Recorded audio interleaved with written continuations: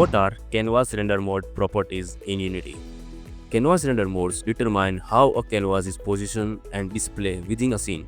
Canvas render mode have three modes: screen space overlay, screen space camera, and wall space.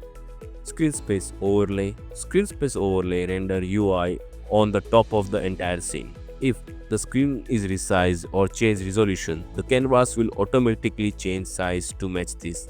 Next is screen space camera. This is similar to the screen space overlay, but in this render mode, the canvas placed at a certain distance away in front of the specified camera.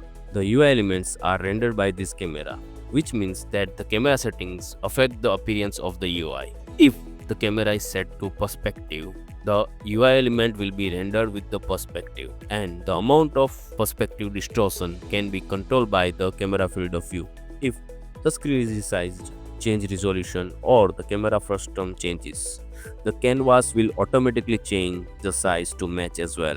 The next render mode is wall space.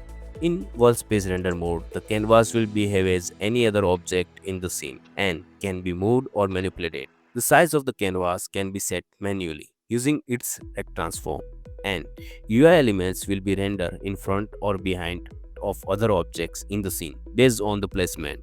This is useful for the UI that are meant to be part of the world. Choosing the right render mode ensures your game's interface look and behave exactly how you want, whether it's pure HUD or fully integrated into 3D world.